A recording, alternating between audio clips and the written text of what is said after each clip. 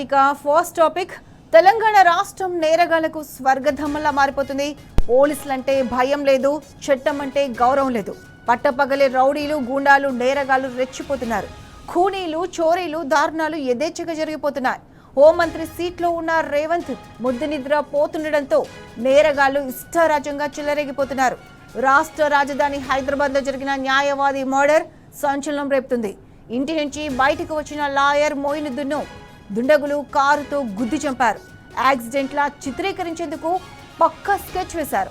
పొద్దున ఇంటి నుంచి బయటకు వచ్చి కారు ఎక్కబోతున్న మొయినుద్దీన్ను వెనక నుంచి కారులో దూసుకొచ్చి బలంగా ఢీకొట్టారు. దీంతో లాయర్ మొయినుద్దీన్ దాదాపు 100 మీటర్ల దూరం ఎగిరిపడ్డారు. సీసీ కెమెరాలో రికార్డైన దాడి దృశ్యాలను చూస్తుంటే ఒళ్ళు జల్లుమంటుంది.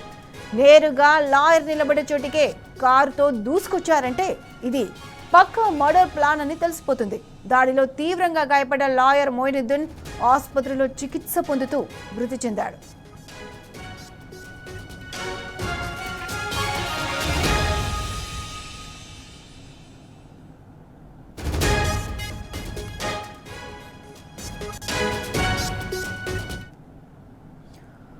రైట్, దీనిపై పూర్తి అప్డేట్స్ మా క్రైమ్ బ్యూరో చీఫ్ భాస్కర్ అందిస్తారు. భాస్కర్, చెప్పండి, రాష్ట్రంలో నేర చరిత్ర పెరిగిపోతుంది, అసలు శాంతి భద్రతలు ఉండట్లేదు, పోలీసులు అంటే భయం ఉండడం లేదు. దీనికి సంబంధించి అప్డేట్స్ ఏంటి? ఇవాళ హైదరాబాద్ మాస్టర్ స్టాండ్ లో కారు దాడికి గురై న్యాయవాది ఖాజా మొయినుద్దీన్ చనిపోయినటువంటి ఘటన. హ్యాబిట్స్ లో ప్రైవేట్ హాస్పిటల్లో చికిత్స పొందుతూ ఆయన విశ్వాస విడిచారు. ఇంటి నుంచి బయటకు రాగానే గుర్తు తెలియనటువంటి దుండగులు కారులో తొక్కించి పరారయ్యారు. న్యాయవాది మృతితో విక్రమ్ కేసు నమోదు చేసినటువంటి పోలీసులు హత్య కేసుగా దాన్ని మార్చారు. నాంపల్లి పోలీసులు దీనికి సంబంధించి ఇన్వెస్టిగేషన్ కొనసాగిస్తున్నారు. నెంబర్ ప్లేట్ లేకుండా కారుతో ఢీకొట్టినట్టు పరారైనటువంటి దుండగుల కోసం ప్రస్తుతానికి గాలిస్తున్నట్టుగా తెలుస్తుంది. వక్ఫ్ ఆస్తుల భూమి విషయాలకు సంబంధించి ముజాహిద్ ఆలం ఖాన్, మహ్మద్ అలం ఖాన్లతో న్యాయవాది ఖాజా మొయినుద్దీన్ కొన్ని రోజులుగా వివాదాలు కొనసాగుతున్నటువంటి పరిస్థితుల్లో గతంలో కూడా నిందితులు ఇద్దరు న్యాయవాది తలపెట్టడానికి ప్రయత్నించారని ఆరోపణలు కూడా ఉన్నాయి. దీనిపై వివిధ పోలీస్ స్టేషన్లో ఫిర్యాదులు కూడా నమోదయ్యాయి. కారు ఢీకొట్టిన అనంతరం కింద పడిపోయినటువంటి ముజాహిద్ తనతో కొద్దిసేపు మాట్లాడారని ఎక్కువగా వక్ఫ్ భూముల విషయంలో వాదిస్తున్న తోటి న్యాయవాది శ్యామ్ కుమార్ కూడా మీడియాకు తెలిపారు. అయితే తన కుమారుడు మాత్రం ఖాజా మొయినుద్దీన్ హత్యపై తన కుమారుడు ఫర్హానా కూడా స్టేట్మెంట్ ఇచ్చారు. మా తండ్రి హత్యకు కారణం కాంగ్రెస్ నాయకుడు ఆలం ఖాన్ అని, వక్ఫ్ బోర్డు ఆస్తులు కాపాడేందుకు కొన్ని రోజులుగా మా తండ్రి పోరాటం చేస్తున్నాడు. వక్ఫ్ ఆస్తులను ఆలం ఖాన్ అతని తండ్రి ఆక్రమించి కాలేజీలు నిర్ణయించారు. వాటి గురించి ఎప్పటి నుండో కేసులు వేస్తూ మా తండ్రి ఖాజా మొయినుద్దీన్ పోరాటం చేస్తున్నారు. గత 6 నెలల క్రితం ఆలం ఖాన్ మా ఆఫీస్కు వచ్చి నన్ను కూడా బెదిరించారు. గతంలో మా ఆఫీసులకు వచ్చి మాపై దాడి కూడా చేశారు. మా తండ్రిపై కూడా దాడి చేయడం జరిగిందని చెప్పారు.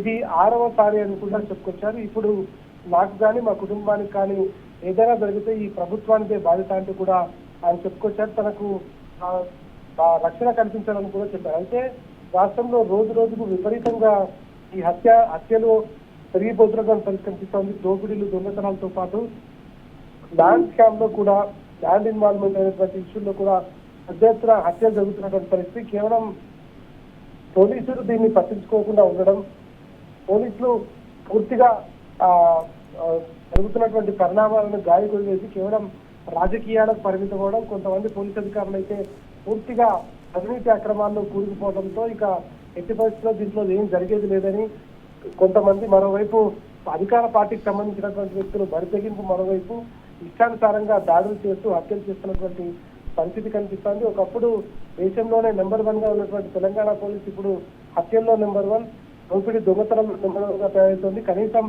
రివ్యూలు కూడా పెట్టకుండా, కనీసం ఇప్పటి వరకు రిటైర్డ్ డీజీకి సంబంధించినటువంటి భార్య హత్య కేసులో కనీసం డెవలప్మెంట్ కూడా లేదు. దాదాపుగా 20 రోజులు గడుస్తూ ఉంది.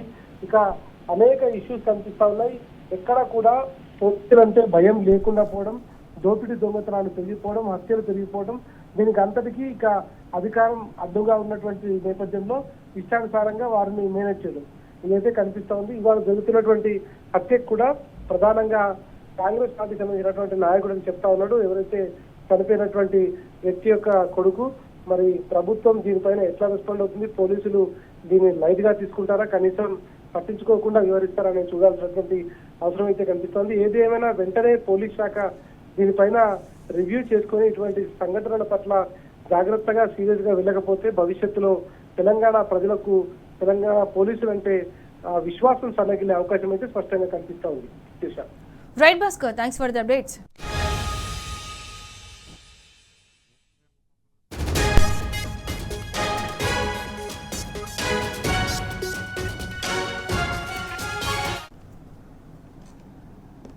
రైట్, ఇక అటు రేవంత్ సర్కార్ వచ్చిన తర్వాత కాంగ్రెస్ గుండాలు రెచ్చిపోతున్నారు. ప్రభుత్వ వైఫల్యాలను నిలదీస్తూ తమకు అడ్డొస్తున్న బీఆర్ఎస్ నేతలపై దాడులకు పాల్పడుతున్నారు. తాజాగా సూర్యాపేట జిల్లాలో కాంగ్రెస్ రౌడీ మూకలు రెచ్చిపోయాయి. యార్కరం గ్రామ బీఆర్ఎస్ నేత మాజీ సర్పంచ్ భర్త చింతలపాటి మధును దారుణంగా నరికి చంపారు. 2018లో బీఆర్ఎస్ సర్పంచ్ ఒంటెద్దు వెంకన్నను కాంగ్రెస్ గుండాలు హత్య చేశారు. ఆ కేసులో మధు సాక్షిగా ఉన్నాడు. మధు సాక్ష్యం చెబితే తమకు శిక్ష పడుతుందని భావించిన మిద్దే కిరణ్, మారేపల్లి సతీష్, కుంటిగొర్ల శ్రీను, కట్టబోయిన మల్లయ్యలు మధుపై దాడి చేసి అంతమొదించారు. మధు హత్యతో గ్రామంలో ఉద్రిక్తతలు నెలకొన్నాయి. యార్కరం గ్రామంలో బీఆర్ఎస్ నేతలను టార్గెట్ చేసుకుని గత 10 ఏళ్లుగా హత్యలకు పాల్పడుతున్నారు కాంగ్రెస్ గుండాలు. 1985 నుంచి ఇప్పటి వరకు గ్రామంలో 5 రాజకీయ హత్యలు జరిగాయి. మాజీ మంత్రి జగదీష్ రెడ్డి మధు మృతదేహానికి నివాళులర్పించి కుటుంబ సభ్యులను ఓదార్చారు.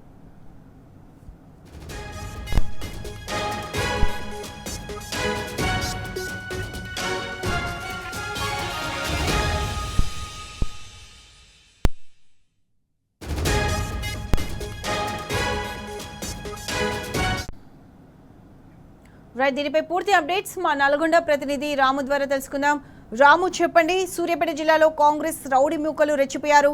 యార్కారం గ్రామ బీఆర్ఎస్ నేత మాజీ సర్పంచ్ భర్త చింతలపాటి మధును ముందుగా బెదిరించినట్లే కిరాతకంగా నరికి చంపారు. దీనికి సంబంధించి అప్డేట్స్ ఏంటి? ప్రత్యక్ష యార్కారం గ్రామంలో పూర్తిగా కూడా విషయాలు చాలా అనుకున్నాయి. గ్రామం అంతా కూడా కన్నీరు మున్నీరు వెలిపిస్తున్నట్లు పరిస్థితి మనకు కనిపించింది. ఈ 2 నెలల వ్యవధిలోనే తొంగుతుర్తి నియోజకవర్గం లింగపల్లి గ్రామంలో మల్లైనటువంటి బీఆర్ఎస్ పార్టీ కార్యకర్తని అత్యంత దారుణంగా హత్య చేశారు కాంగ్రెస్ పార్టీ గుండాలు. 2 నెలలు తిరగక ముందుకే మళ్ళీ ఈ రోజు సూర్యాపేట నియోజకవర్గం సూర్యాపేట మండలం యార్కారం గ్రామంలో చింతలపాటి మధు అయినటువంటి మాజీ బీఆర్ఎస్ పార్టీ సర్పంచ్ భర్తను అత్యంత పాశవికంగా హత్య చేసి గోని సంచులో భారతీయోదేహాన్ని ఆ మృతదేహాన్ని మూటగట్టి రోడ్డు పక్కన పడేయడం జరిగింది. నిన్న ఉదయం నుంచి కూడా చింతలపాటి మధు కుటుంబ సభ్యులు భయపడుతున్నట్టుగానే జరిగింది.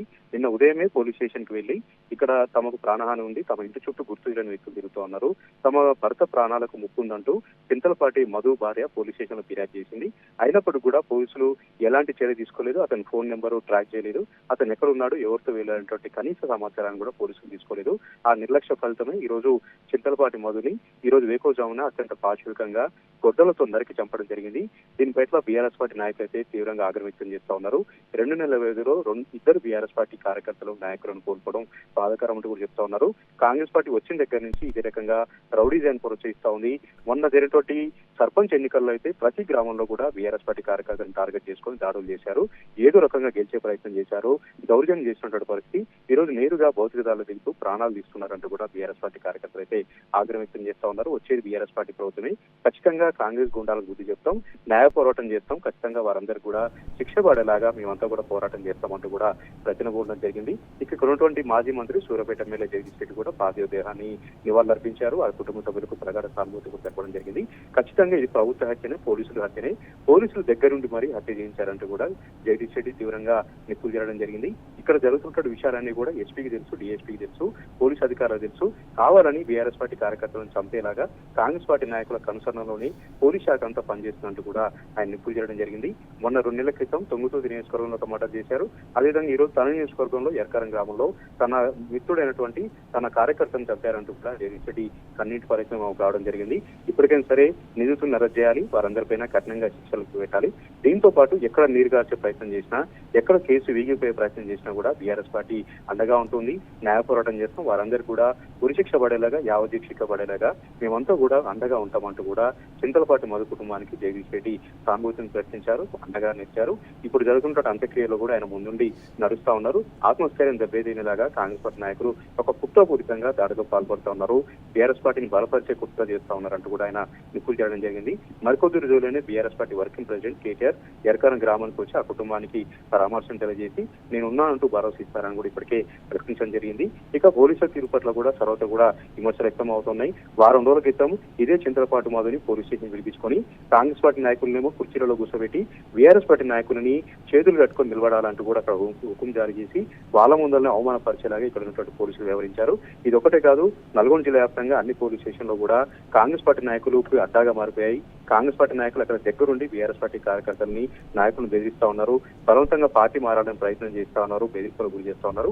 ఈ ఎరకారం గ్రామంలో కూడా బీఆర్ఎస్ పార్టీ కార్యకర్తలని పోలీస్ స్టేషన్ పిలిపించి కాంగ్రెస్ పార్టీ నాయకులనేమో కుర్చీలలో కూర్చోబెడతారు, బీఆర్ఎస్ పార్టీ నాయకులనేమో గంటల తరబడి రోజుల తరబడి పోలీస్ స్టేషన్ లో పడిగాపులు కాసేలాగా ఒక అవమానకరంగా ఇక్కడ పోలీసులు వ్యవహరిస్తున్నారని కూడా జగదీష్ రెడ్డి మండిపడడం జరిగింది. ఇదే కుట్ర చేసి ఈ రోజు తన క్రియాశీలక కార్యకర్తని పొట్టన పెట్టుకున్నారు, ఒక బీఆర్ఎస్ పార్టీ కార్యకర్తను పొట్టన పెట్టుకున్నారు. ఇక ముందు ఎలాంటి కవ్వింపు చర్యలు పాల్పడ్డా కూడా బీఆర్ఎస్ పార్టీ చూస్తూ ఊరుకోదు, తగిన గుణపాఠం చెప్తాం, తగినటువంటి బుద్ధి చెప్తామంటూ కూడా చెప్తా ఉన్నారు. ఇక ఎరకరం గ్రామంలో అయితే వాళ్ళ కుటుంబ సభ్యులు వాళ్ళ బంధువులు అయితే కన్నీరు తీస్తా ఉన్నారు. ఆయన ఒకగానొక కొడుకు, ఆయన కూడా ఇద్దరు ఆడపిల్లలు, చిన్న చిన్న పిల్లలు, వాళ్ళ ఏడ్పులు కూడా చూస్తా ఉంటే ప్రతి ఒక్కరు కూడా కన్నీటి పరిమితం అవుతా ఉన్నారు. ఇంత దారుణంగా ఇంత పాశవికంగా హత్య చేశారంటూ కూడా వాళ్ళు కన్నీటి పరిమితం అవుతున్నారు. కాంగ్రెస్ పార్టీ వచ్చిన దగ్గర నుంచి తాము ఊహించినట్టుగానే మేమంతా కూడా సమయం పాటిస్తా ఉన్నాం, ఊరికి దూరంగా బతుకుతా ఉన్నాం, అయినప్పటికీ కూడా కుట్రపూరితంగా హత్య చేశారు, ఆ నిందితుల్ని వెంటనే అరెస్ట్ చేయాలని కూడా డిమాండ్ వ్యక్తమవుతున్నాయి. టాప్ 4 న్యూస్ లో టాప్ 3 న్యూస్ చూస్తే సిద్దిపేట జిల్లాలో రైతులు రోడెక్కారు. కష్టపడి పండించిన పంటను ప్రభుత్వం కొనుగోలు చేయడం లేదంటూ గజ్వేల్ తూఫాన్ రోడ్డుపై బైఠాయించారు. ప్రభుత్వం వడ్లు, మక్కలు, పొద్దుతిరుగుడు కొనుగోలు చేయడం లేదంటూ రైతులు ఆగ్రహం వ్యక్తం చేశారు. వెంటనే పంట కొనుగోలు చేయాలని డిమాండ్ చేశారు. సీఎం డౌన్ డౌన్ అంటూ నినాదాలు చేశారు. రైతుల ధర్నాతో రోడ్డుపై భారీగా వాహనాలు నిలిచిపోయాయి.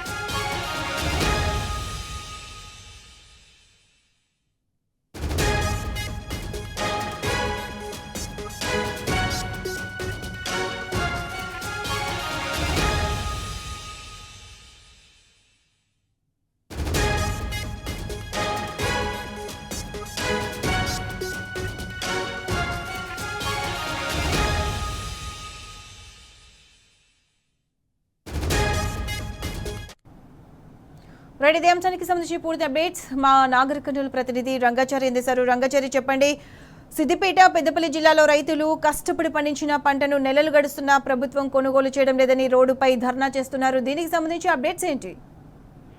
Good evening Pratyusha. ముఖ్యంగా ఉమ్మడి మెదక్ జిల్లా వ్యాప్తంగా రైతుల ఆందోళనలు అయితే కొనసాగుతూ ఉన్నాయి. ఈ ప్రభుత్వ నిర్లక్ష్యం ఫలితంగా రైతులంతా కూడా రోడ్ల మీదనే గడపాల్సిన పరిస్థితి ఇవాళ ఉమ్మడి మెదక్ జిల్లా వ్యాప్తంగా రైతుల దుస్థితి కనిపిస్తూ ఉన్నది. ముఖ్యంగా ఈ రోజు కూడా సిద్దిపేట జిల్లాలో గజ్వేల్లో, అట్లాగే గజ్వేల్ మండలం అహ్మదీపూర్ లో, అట్లాగే తూప్రాన్ మండలం, మనోహరాబాద్ మండలాల్లో కూడా పెద్ద ఎత్తున రైతులంతా కూడా రోడ్ల మీదకి వచ్చి ధాన్యం కొనుగోలు కోసం బైఠాయించి రాస్తారోకోలు చేసి ధర్నా చేయాల్సిన ఒక పరిస్థితి ఈ రోజు కూడా కొనసాగింది. ఇటు గజ్వేల్లో పొద్దుతిరుగుడు పంట కొరక దాదాపు 2 నెలలుగా రైతులంతా కూడా గజ్వేల్ మార్కెట్ యార్డ్ లో పడిగాపులు కాస్తున్న పరిస్థితి అక్కడ కొనసాగుతున్నది. అక్కడ పొద్దుతిరుగుడు పంటతో పాటు ధాన్యం, ఈ వరి ధాన్యానికి సంబంధించిన పంటల్ని కూడా కొనుగోలు చేయాలని చెప్పి ఈ రోజు తూప్రాను, గజ్వేల్ కు సంబంధించిన రహదారిపై బైఠాయించి పెద్ద ఎత్తున రైతులు ఆందోళన చేశారు, ధర్నా చేశారు, రాస్తారోకో చేసినటువంటి పరిస్థితి అక్కడ కొనసాగింది. అదేవిధంగా గజ్వేల్ మండలం అహ్మదీపూర్ కు సంబంధించిన రైతులంతా కూడా గత నెల రోజులుగా అక్కడ ఐకేపీ సెంటర్ లో వాళ్ళు ధాన్యం కొనుగోలు సక్రమంగా జరగకపోవడం వల్ల అక్కడ కూడా ఆందోళన నిర్వహించినటువంటి పరిస్థితి ఉంది. సిద్దిపేట తొగుట రహదారి ఏదైతే ఉందో ఆ రహదారి మీద బైఠాయించి రైతులంతా కూడా పెద్ద ఎత్తున ఆందోళన చేసినటువంటి పరిస్థితి అక్కడ కూడా కొనసాగింది. ఇటు మనోహరాబాద్ మండలం గుండిపల్లికి సంబంధించిన ప్రాంతంలో జాతీయ రహదారిపై కూడా బైఠాయించి పెద్ద ఎత్తున బీఆర్ఎస్ పార్టీ నాయకులు, రైతులు ఆందోళన నిర్వహించినటువంటి పరిస్థితి మరోవైపు కొనసాగింది. అటు మరోవైపు నర్సాపూర్, మెదక్ జిల్లా నర్సాపూర్ కు సంబంధించిన నియోజకవర్గం, అటు కొల్చారం మండలం చిన్న ఘనపూర్ గ్రామానికి సంబంధించిన శంకరయ్య అనే ఒక రైతు నిన్న అటు మార్కెట్ యార్డ్ ఐకేపీ సెంటర్లలో పడిగాపులు కాస్తూ వడదెబ్బకు గురై మృతి చెందిన ఘటన అయితే తీవ్రమైనటువంటి విషాదాన్ని కలుగజేసింది. ఈ ఘటనపై కూడా పెద్ద ఎత్తున రైతులు ఆగ్రహం వ్యక్తం చేసిన పరిస్థితి అక్కడ కూడా కొనసాగింది. అక్కడికి స్థానిక నర్సాపూర్ ఎమ్మెల్యే సునీత లక్ష్మారెడ్డి వెళ్లి కూడా రైతుల పట్ల ప్రభుత్వం అవలంబిస్తున్నటువంటి వైఖరిని తీవ్రంగా దుయ్యబట్టినటువంటి పరిస్థితి అక్కడ కొనసాగింది. ప్రభుత్వం పూర్తిగా నిర్లక్ష్యంగా వ్యవహరిస్తూ ఒక సక్రమమైనటువంటి పద్ధతుల్ని అవలంబించకపోవడం వల్లనే ఇలాంటి సమస్య ఏర్పడింది చెప్పి ఆమె కూడా విమర్శించడం జరిగింది. అంటే గత నెల రోజులుగా ఇట్లాంటి పరిస్థితి కొనసాగుతున్నా కూడా ప్రభుత్వం నుంచి కనీసమైనటువంటి స్పందన రాకపోవడం పట్ల రైతులంతా ఆగ్రహంతో ఉన్న పరిస్థితి కనిపిస్తూ ఉన్నది. ప్రత్యూష.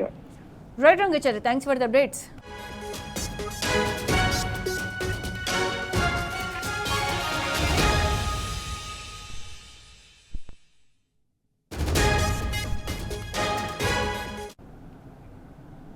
అటు పెద్దపల్లి జిల్లాలో అన్నదాతలు ఆందోళనకు దిగారు. కాల్వ శ్రీరాంపూర్ మండలంలో ధాన్యం కొనుగోలు చేయడం లేదంటూ రైతులు, బీఆర్ఎస్ నాయకులు రోడ్డుపై బైఠాయించి నిరసన తెలిపారు. పెద్దపల్లి జమ్మికుంట రహదారిని దిగ్బంధించిన రైతులు ప్రభుత్వానికి వ్యతిరేకంగా నినాదాలు చేశారు. ధాన్యం తెచ్చి నెల రోజులు గడుస్తున్నా కొనుగోలు చేయడం లేదంటూ రైతులు ఆగ్రహం వ్యక్తం చేశారు. కాంగ్రెస్ సర్కార్ గన్ని బ్యాగులు కూడా ఇవ్వకుండా చేతులెత్తేసిందని, గన్ని బ్యాగులు సుతిలి తామే తెచ్చుకోవాల్సిన దుస్థితి నెలకొందని విమర్శించారు.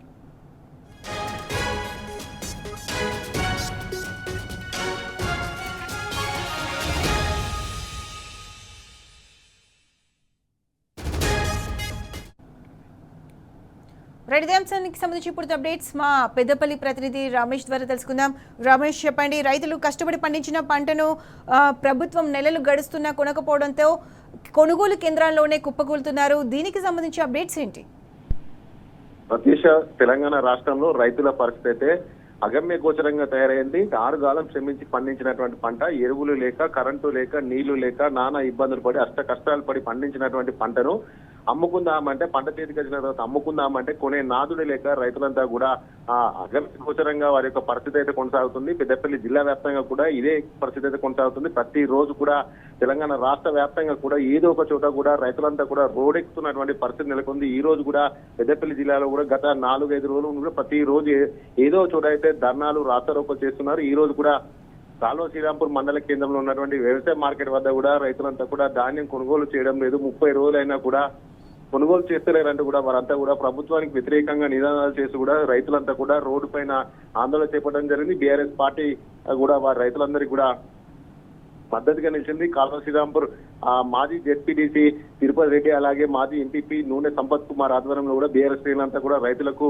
అండగా నిలిచారు. వారి పక్షాన కూడా ప్రభుత్వాన్ని అయితే నిలదీశారు. ప్రభుత్వానికి వ్యతిరేకంగా నినాదాలు చేశారు. కాంగ్రెస్ సర్కార్ పూర్తి స్థాయిలో కూడా ధాన్యం కొనుగోలులో పూర్తి స్థాయిలో కూడా విఫలమైందంటూ కూడా వారు ఆరోపించడం జరిగింది. కనీసం గండికి బ్యాగులు ఇవ్వలేని పరిస్థితిలో కూడా తెలంగాణ కాంగ్రెస్ సర్కార్ కొనసాగుతుందని కూడా వారు ఆరోపించారు. ఎక్కడ కూడా గన్ని బ్యాగులు లేక, దార్బాన్లు లేక, కనీసం సుతికి కూడా ఇవ్వలేని పరిస్థితిలో కాంగ్రెస్ సర్కార్ కొనసాగుతుందని కూడా వారు ఆవేదన వ్యక్తం చేయలేదు. రైతులంతా కూడా 30 రోజులను కూడా ధాన్యం తీసుకొచ్చుకొని ఆ కొనుగోలు కేంద్రాల వద్దనే పరిగాపులు కాస్తున్నారు. ఈ యొక్క ఎండకు మాడిపోతూ కూడా వారంతా కూడా తాగడానికి నీళ్లు లేని వస్తువుల్లో కూడా వారంతా కూడా కొండకు ఎదురు చూసిన విధంగా కూడా రైతులంతా కూడా కొనుగోలు కోసం ఎదురు చూసినప్పటికీ కూడా కొనుగోలు అయితే పూర్తి కాలేదు. పెద్దపల్లి జిల్లా వ్యాప్తంగా కూడా 333 కొనుగోలు కేంద్రాలను ఏర్పరచడం జరిగింది. 4,60,000 మెట్రిక్ టన్నుల ధాన్యం కొనుగోలు చేస్తామంటూ కూడా అధికార యంత్రాంగం అంతా కూడా సన్నాహాలు చేసినప్పటికీ కూడా ఇప్పటి వరకు కనీసం 30% మాత్రమే కొనుగోలు అయిందంటే కూడా ఈ యొక్క కాంగ్రెస్ పాలనలో కొనుగోలు సంబంధించి పరిస్థితి ఎంత కారణంగా ఉందో కూడా మనకు స్పష్టంగా అర్థమవుతుంది. ప్రత్యూష, పెద్దపల్లి జిల్లా వ్యాప్తంగా కూడా ప్రతిరోజు కూడా రైతులంతా కూడా రోడెక్కుతున్నారు. కాంగ్రెస్ సర్కార్ వైఫల్యాలు ఎండగడుతున్నారు. దాన్ని కొనుగోలు చేయడానికి కూడా వారు ఆవేదన వ్యక్తం చేస్తున్నారు. ముఖ్యంగా మక్కకు సంబంధించినటువంటి మక్క కొనుగోలు చేయక కూడా వారంతా కూడా ఎదురు చూస్తున్నటువంటి పరిస్థితి. నిన్న కూడా జిల్లా కలెక్టర్ కోయ శ్రీహర్షను, అలాగే మార్కెటింగ్ అధికారి ప్రవీణ్ రెడ్డిని కూడా రైతులంతా కూడా నిలదీయడం జరిగింది. వారు కూడా ఏమి చెప్పే సమాధానమే వారి దగ్గర లేకుండా కూడా వారు కూడా అసనంతో వెళ్ళినటువంటి పరిస్థితి కూడా నిన్న పెద్దపల్లి జిల్లాలో జరిగింది. ఈ రోజు కూడా కాల్వ శ్రీరాంపూర్ మండల కేంద్రంలో కూడా వ్యవసాయ మార్కెట్ వద్ద కూడా రైతులంతా కూడా కథంతో కూడా మా ప్రభుత్వం వ్యతిరేక నిజాలు చేయడం కూడా ఒక చర్చగా మారింది. రైతులను కాంగ్రెస్ సర్కార్ నట్టేయడం ఉంచుతుందని కూడా రైతులంతా కూడా ఆగ్రహం వ్యక్తం చేయడం జరుగుతుంది. Satish. Right Ramesh, thanks for the updates.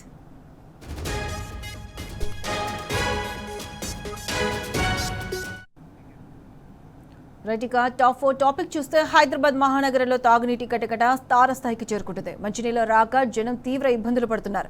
ఎల్బీనగర్లో తాగునీటికి తిప్పలు తప్పకపోవడంతో స్థానిక ఎమ్మెల్యే సుధీర్ రెడ్డి మహిళలతో కలిసి జలమండలి కార్యాలయం లోపల ధర్నాకు దిగారు. ప్లకార్డులు, ఖాళీ బిందెలతో నిరసన తెలుపుతూ మంచినీటి కొరత తీర్చాలంటూ డిమాండ్ చేశారు. బీఆర్ఎస్ పాలనలో రోజుకు 2,000 ట్యాంకర్లు బుకింగ్ జరిగేవని, కాంగ్రెస్ జమానాలో రోజుకు 12,000 ట్యాంకర్లు బుకింగ్ అవుతున్నాయని సుధీర్ రెడ్డి మండిపడ్డారు. అటు శాంతియుతంగా నిరసన తెలుపుతున్న బీఆర్ఎస్ నాయకులను పోలీసులు బయటకు లాకొచ్చారు. మహిళలను కూడా చూడకుండా జులుం ప్రదర్శించారు. హైదరాబాద్ ప్రజలు తమకు ఓట్లు వేయలేదనే కాంగ్రెస్ ప్రభుత్వం సీతకన్ను చూపిస్తోందని సుధీర్ రెడ్డి ఫైర్ అయ్యారు.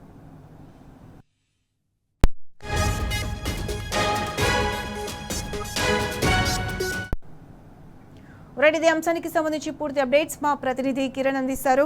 కిరణ్, చెప్పండి, హైదరాబాద్ మహానగరంలో తాగునీటి కటకట తారస్థాయికి చేరుకుంది. అయితే ఎల్బీ నగర్లో స్థానిక ఎమ్మెల్యే సుధీర్ రెడ్డి మహిళలతో కలిసి జలమండలి కార్యాలయం లోపల ధర్నాకు దిగారు. దీనికి సంబంధించి అప్డేట్స్ ఏంటి?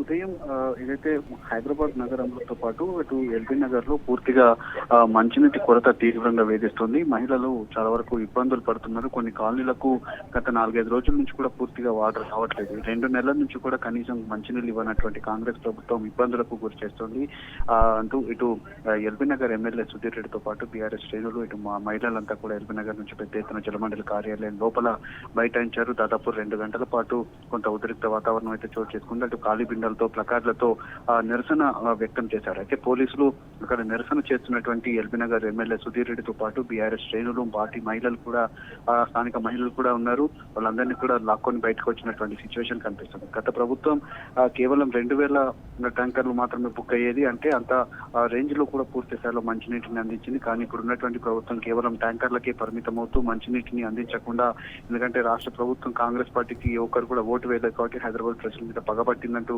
ఎల్బీ నగర్ ఎమ్మెల్యే సుధీర్ రెడ్డితో పాటు మిగతా స్థానిక మహిళలు కూడా ఆగ్రహం వ్యక్తం చేశారు. కొంత ఉద్రిక్త వాతావరణం నెలకొనడంతో తోపులాట కొంత జరిగింది. అక్కడ ఉన్నటువంటి పార్టీ శ్రేణులతో పాటు ఎల్బీ నగర్ ఎమ్మెల్యే సుధీర్ రెడ్డిని బయటికి లాక్కొని వచ్చినటువంటి సిచ్యువేషన్ అయితే మనకు కనిపించింది. పూర్తి స్థాయిలో గత ప్రభుత్వం 20,000 లీటర్లను జీహెచ్ఎంసీ ఎన్నికల్లో ప్రకటించి పూర్తిగా అటు ఉన్నటువంటి మిషన్ భగీరథ ద్వారా చాలా మందికి ఇటు ఇంటింటికి నల్ల నీళ్ళు అందించినటువంటి ఘనత గత ప్రభుత్వానికి దక్కితే ఇప్పుడున్నటువంటి ప్రభుత్వం కనీసం మంచినీళ్లు కూడా ఇవ్వనటువంటి పరిస్థితులు ఉన్నాయని కూడా ఆగ్రహం వ్యక్తం చేశారు.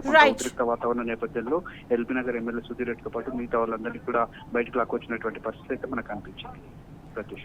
Right Kiran, thanks for the updates.